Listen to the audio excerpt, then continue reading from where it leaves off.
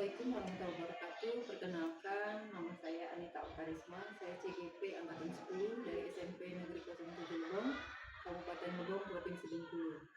Pada kesempatan hari ini saya akan melakukan kegiatan pra-observasi untuk kegiatan supervisi atau observasi teman sejawat. Bersama saya di sini sudah ada juga Ibu Herlina Dia Anggraini. Selamat siang Bu. Baiklah Bu, sesuai dengan apa yang sudah saya bicarakan kemarin, bahwa saya nanti insya Allah akan melakukan kegiatan supervisi atau observasi dengan Ibu pada saat proses pembelajaran di kelas nanti. Jadi sebelum kita melakukan kegiatan observasi Bu, ini ada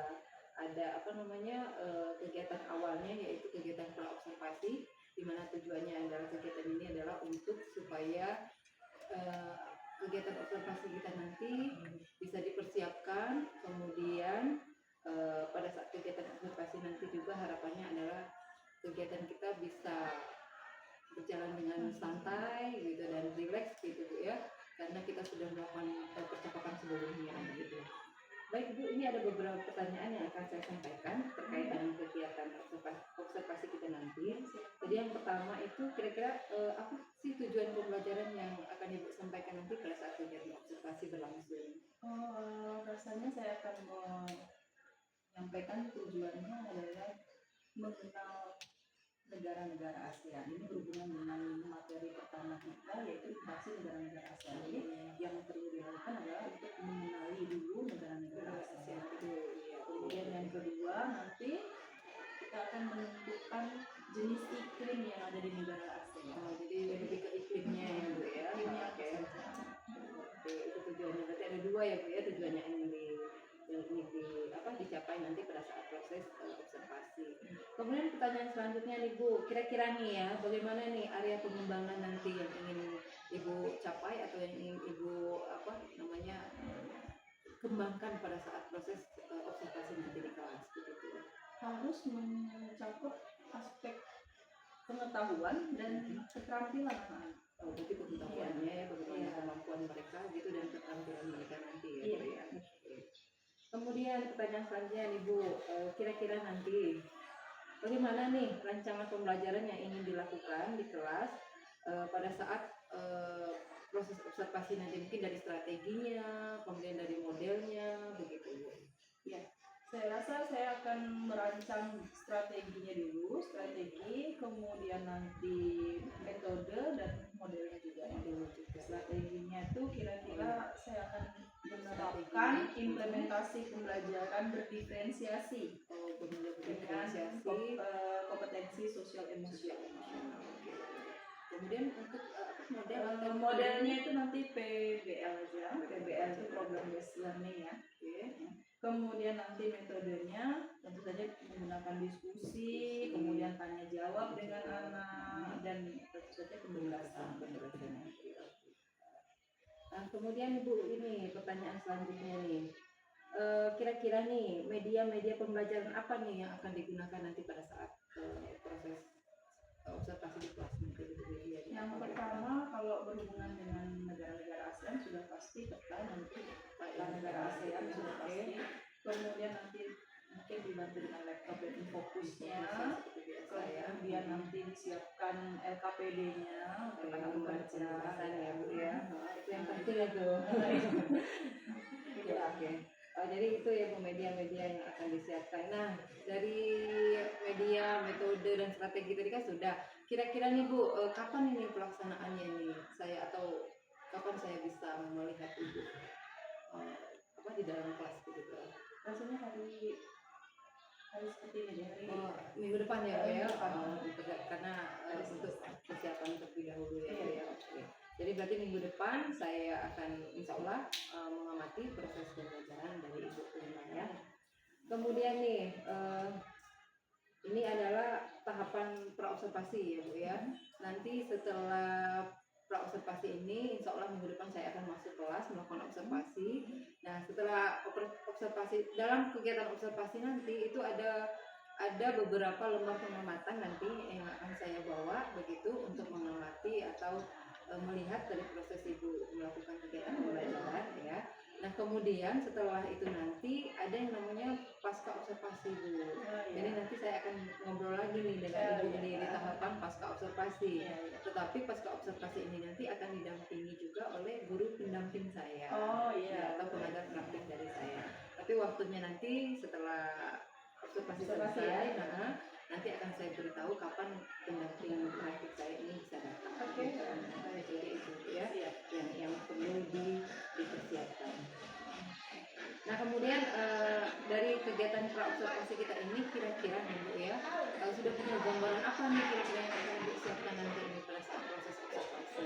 Ya banyak ya, nanti pastinya kita mempersiapkan materinya harus sudah siap, karena sudah disiapkan untuk ada buku untuk mengerjakan tugas, kemudian kita juga mempersiapkan tadi media-medianya harus siap. Berarti sekarang itu sudah tergambar gitu ya Bu ya, apa aja yang akan dipersiapkan nanti pada saat untuk mendukung pelaksanaan observasi tadi harus.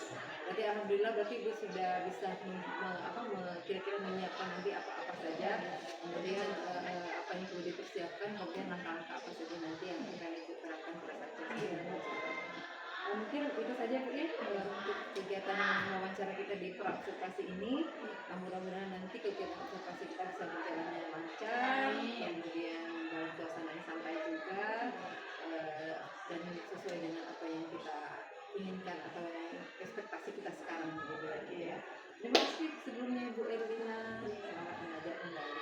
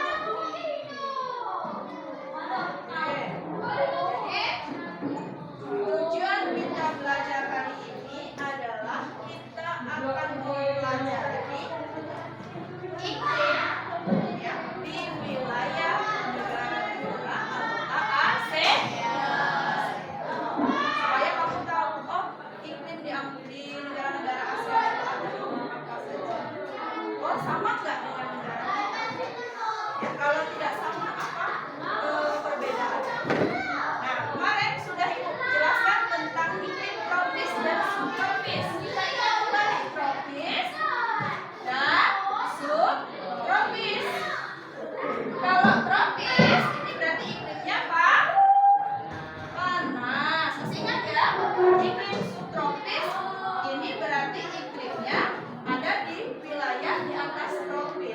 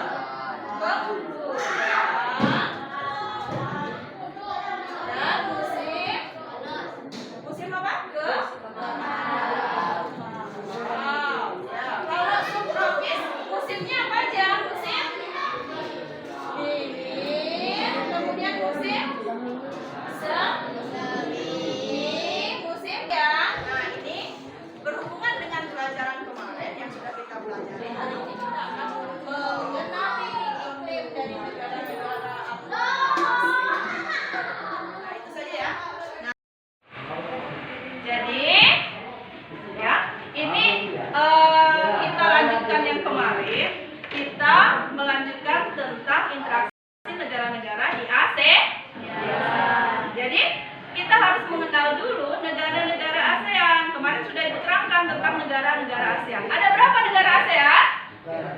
Ada 10 negara.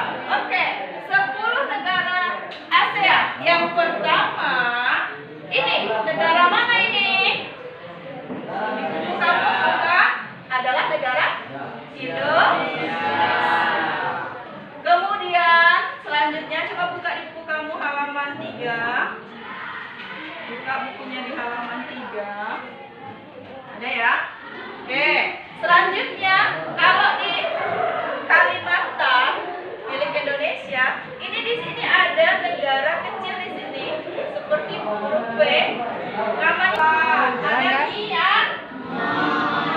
Kemudian di sini ada Laos, ada Kamboja. Kemudian ada juga di sini yang memanjang, ini namanya Vietnam. Paham ya? Bisa kelihatan? Kelihatan ya, walaupun sama-sama kalau mau lihat jelasnya di buku. Nah, ini kita akan mencari ya lokasi. Coba buka tugas kalian nanti ada di halaman 6. Perhatikan halaman 6. Oke. Di halaman 6 ini ya.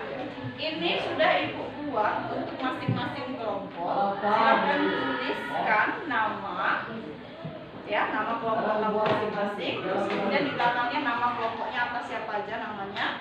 Kemudian di sini diisi nama negaranya, negara-negara anggota ASEAN ada 10 tadi. Nah, ini tulis mulai dari Indonesia. Kamu urutkan dari buku. Di buku pertama di sini ditulis Indonesia. Kemudian yang kedua materi kamu nanti coba kamu tengok, kamu lihat adalah Brunei Darussalam. Yang kedua kamu tulis di sini adalah Brunei Darussalam. Ketiganya cari di buku lagi. Apa materi ketiga kamu? Yang dicari kita akan mengenali iklim dari negara-negara ASEAN. Ya, seperti yang dijelaskan barusan tadi, iklimnya berdasarkan iklim matahari. Iklim terakhir di sini namanya iklim kutub.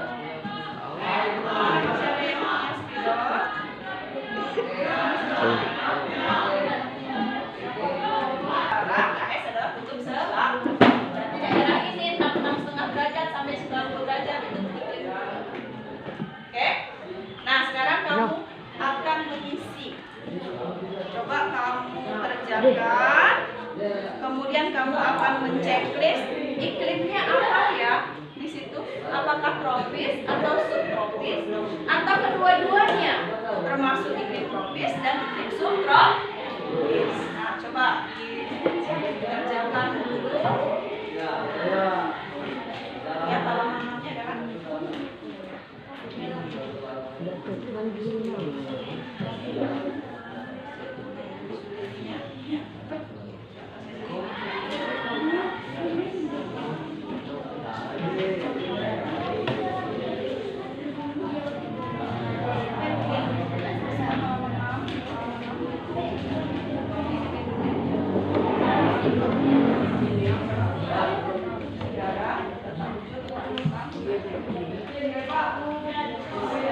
Ya, halaman 6.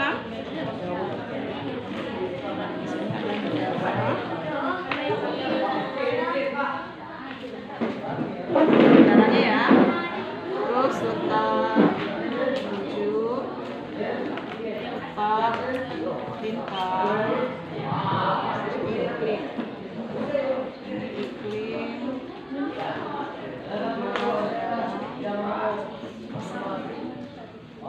Nah, silakan kamu cari di sini berdasarkan nomor 1 tadi. Ini negara.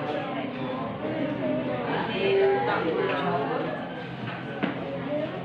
Salah masukkan ya.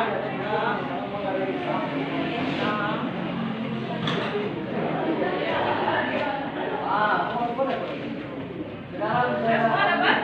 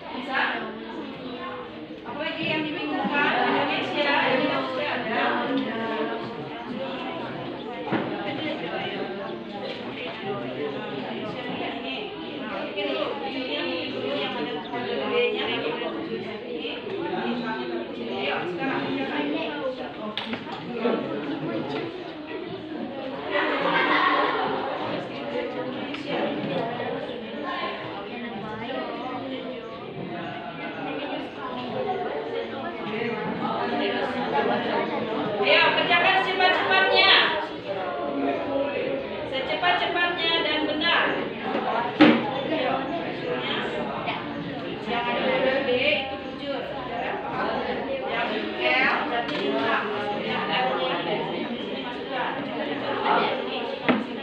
Jadi cari lagi ini-nya, tengok kalau dia lebih dari 29 derajat, ya, kita cek di sini.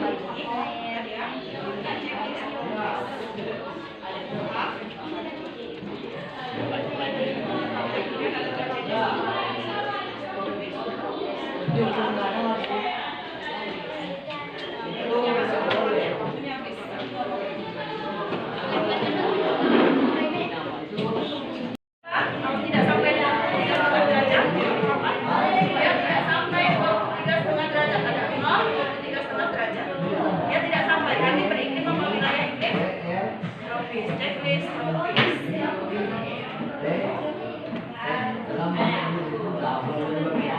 Checklistnya mana ini? Checklist dulu. Lihat iklimnya, lihat apa sampai 23,5 derajat tidak? Tidak sampai. Berarti kalau tidak sampai beriklim. Hari ini untuk refleksinya, kira-kira pembelajaran yang sudah kamu dapatkan itu bisa dipahami atau tidak? Bisa. Pembelajaran kita hari ini tentang iklim suatu negara ASEAN, iklim di wilayah negara-negara ASEAN itu memiliki kesimpulan. Kesimpulannya, iklim di negara-negara ASEAN adalah rata-rata adalah beriklim tropis. Dengan ketentuan iklim matahari, iklim tropis berada pada lintang 23 ya sebentar, 23,5 derajat LS sampai ke 23,5 derajat L. Ayo semuanya, perhatikan ke depan, ikuti dulu. Kesimpulannya kita ya mempelajari tentang iklim di negara-negara ASEAN. Seluruh negara ASEAN memiliki iklim tropis dengan ketentuan iklim matahari antara 23,5 derajat LS sampai 23,5 derajat L. Paham ya? Tetapi ada satu negara yang bukan hanya beriklim tropis, yaitu beriklim subtropis. Yaitu negara mana? Negara Myanmar. Bisa dipahami hari ini? Oke. Sekali lagi, berapa negara anggota ASEAN? 10. Oke. Menurut kalian, ya pembelajaran hari ini apa yang kamu rasakan dari pembelajaran? Apa yang kamu rasakan dari pembelajaran hari ini? Senang. Oke. Kamu lagi? Bagaimana?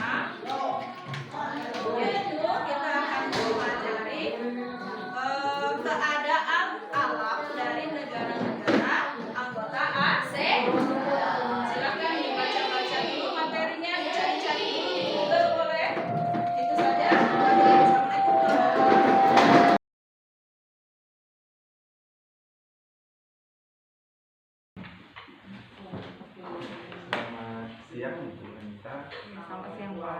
Sebagai observer ya dalam kegiatan observasi.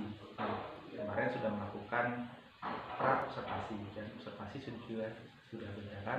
Sekarang silakan dilanjutkan terlebih dahulu di pasca observasi. Makasih ya Pak ya. Permisi Pak ya, saya ini dulu.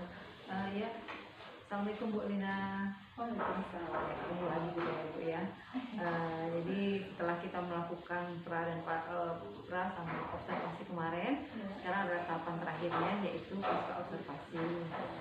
Jadi dalam pasca observasi ini nanti ada beberapa hal yang ingin saya tanyakan, tapi sebelumnya perkenalkan dulu, saya Anita Utarisma, CGP Angkatan 10 dari SMP 07 Lebong, dan ada Ibu Herlina di Angga ini juga yang kemarin sudah saya amati dalam proses pembelajarannya. Kemudian ada juga Pak Putu Iwan Trisula yang selaku pengajar praktik dari CGP Angkatan 10 ini dan mendampingi saya. Jadi dalam pasca observasi ini Bu Lina ya, jadi ada beberapa hal nanti yang akan saya tanyakan berkaitan dengan observasi kemarin yang sudah kita lakukan di dalam kelas. Jadi pertanyaan pertama ini Bu ya, kan kemarin kita sudah nih melakukan observasi. Kira-kira bagaimana nih perasaan Ibu Lina setelah dilakukannya observasi atau setelah saya amati proses pembelajarannya di kelas kemarin? Perasaan saya ya senang, lega, ya. Rasanya ada memang bermanfaat untuk mengetahui bagaimana kita mengajar, apa kekurangan kita, kira-kira seperti itu Pak, kita bisa memperbaiki ke depannya atau mempersiapkan diri. Jadi istilahnya kita jadi lebih punya waktu untuk mempersiapkan diri, memang benar-benar fokus gitu ya Bu ya untuk mengajar sebelum dilakukan observasi. Oke, jadi lega ya Bu, tidak terbebani ya kan Bu kan, dan tidak takut begitu untuk selalu dilakukan supervisi gitu. Kemudian yang kedua nih Bu, gimana nih, kan kemarin kan area pengembangan yang ingin Ibu sampaikan pada saat proses pembelajaran kan itu di apa kemarin itu Bu ya? Tentang pengetahuan dan keterampilan. Tentang pengetahuan dan keterampilan. Oke. Terus bagaimana Bu kira-kira setelah dilakukan pembelajaran ada tidak peningkatan atau bagaimana yang ditemui pada saat proses pembelajaran kemarin? Tentu saja anak pengetahuannya jadi meningkat. Oh ya, kan? Keterampilannya juga mereka lebih keasah, lebih ngambil untuk melihat kalau kemarin kan materi saya kan tentang ASEAN ya, negara-negara ASEAN untuk menentukan iklim. Mereka tahu daerah yang seperti ini iklimnya apa jadi pengetahuannya bertambah ya Bu gitu. Kemudian keterampilan juga ya, mengelompokkan wilayah-wilayah gitu, negara gitu. Mereka bisa menunjukkan wilayah ini, mereka jadi tampil kan, wilayah dengan lintang sekian, berarti itu iklim apa, mereka tampil. Jadi sudah ada peningkatan ya Bu ya dalam proses belajar. Berarti pengetahuan dan keterampilan yang ingin dicapai itu sudah bisa dikatakan sudah dapat begitu ya anak-anak begitu. Oke Bu, kemudian selanjutnya nih Bu, pada saat proses pembelajaran kemarin atau pada saat kita di kelas kemarin, kira-kira nih kalau menurut Ibu nih masih ada tidak Ibu merasa bahwa dalam kelas ini proses pembelajaran ini masih ada yang perlu ditingkatkan lagi atau masih ada yang Ibu merasa masih kurang atau bagaimana seperti itu? Saya rasa kalau untuk peningkatan harus terus kita meningkatkan. Bagaimanapun kondisinya kita harus, walaupun kita merasa misalnya sudah baik, kita harus melakukan peningkatan terus ya. Anak-anak misalnya anak yang masih kurang fokus, caranya untuk lebih difokuskan dan lain sebagainya. Kira-kira seperti itu, peningkatan terus. Dan terus kita juga gurunya juga ya harus meningkatkan diri. Oh iya, berarti masih ada ya Bu ya kendala-kendala di dalam kelas pada saat proses pembelajaran. Terus kira-kira kalau lebih spesifik itu kendala-kendalanya itu apa gitu contohnya, misalnya anak-anak gitu? Anak-anak itu kan berdiferensiasi ya, berbeda-beda, bermacam-macam gitu ya. Dan karakter juga beda-beda. Ada yang nggak bisa diam, ada yang mudah fokus, ada yang nggak mudah fokus. Ada yang suka lari-lari, ada yang nggak bisa diam. ngomong. Iya. Nah, jadi juga yang jadi saya rasa masih agak terkendala tuh karena fokus anak-anak itu kadang tuh masih belum apa ya perlu waktu untuk memfokuskan anak itu kadang perlu waktu kita juga perlu berarti kan perlu gimana caranya anak untuk bisa lebih fokus gitu. Nah, kadang tuh dari kasih tugas seperti kemarin yang ibu lihat kan ada yang bagian ngerjakan tugas dia sendiri yang ngerjakan kan dia fokus ini kawannya bingung apa yang mau dikerjakan kan. Memang umumnya seperti itu ya, ya kalau memang apa namanya hal-hal seperti ini memang kendala-kendala yang sering kita hadapi. Iya, betul. Tapi meskipun demikian ya Bu, kira-kira nih kalau menurut Ibu nanti untuk mengurangi hal-hal yang tidak fokus dengan anak-anak itu kira-kira apa yang akan Ibu lakukan begitu paling tidak untuk mengurangi lah katakanlah lebih menarik itu sebenarnya kita harus lebih mempersiapkan dia dengan menampilkan gambar yang lebih jelas, media yang lebih menarik lagi gitu ya. Saya rasa seperti itu hanya ya itulah kadang tuh kendala kita untuk mempersiapkan itu. Mempersiapkan diri ya. Mempersiapkan diri. Misalnya kelengkapan saya LKPD yang bagus gitu. Jadi anak kan begitu lihat LKPD langsung ya. Ya berarti harus lebih mempersiapkan diri ke depannya. Jadi apa namanya memang seperti itulah kendala kita ya Bu ya kalau dalam mengajar ini kadang-kadang ya Bu ya sebelum pelaksanaan supervisi. Oke Bu, mungkin itu saja ya yang perlu saya tanya atau yang perlu saya ketahui.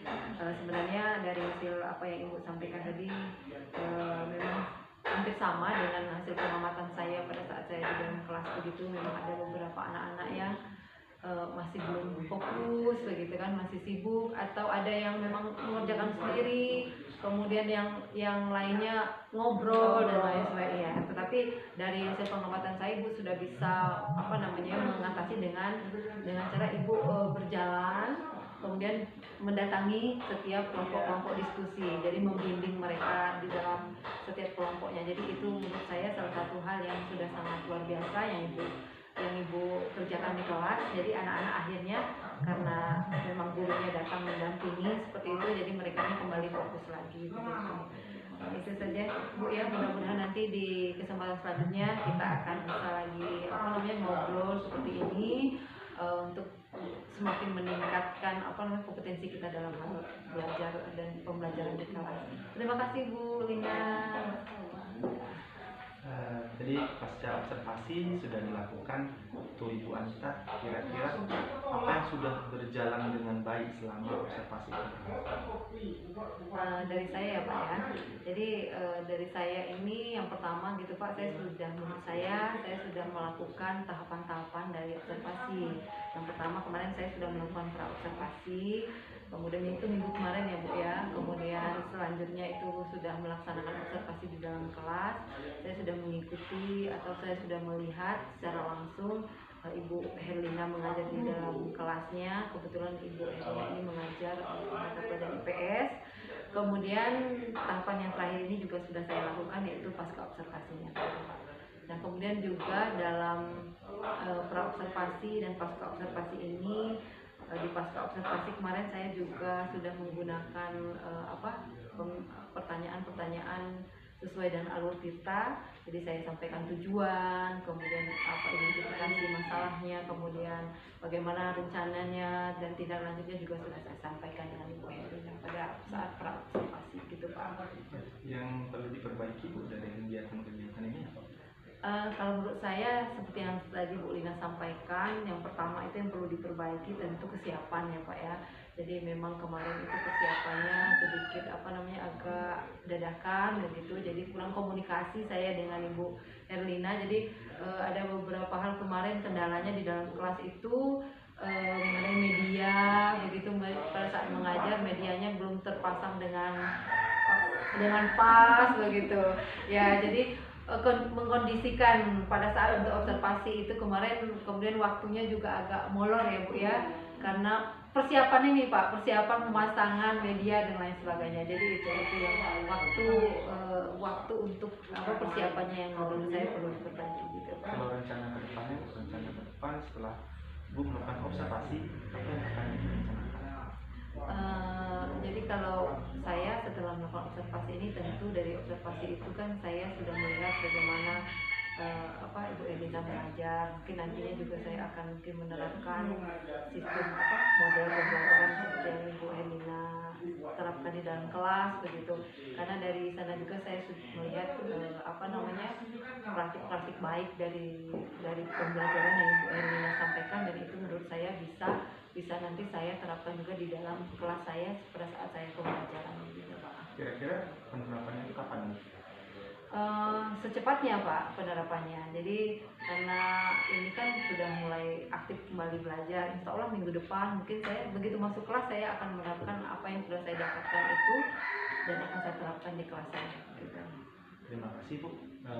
Itu tadi ya, saya setelah pasca observasi yang saya dapat simpulkan bahwa Ibu akan menerapkan pembelajaran yang sudah diberikan berupa praktek baik dari Ibu Herlina.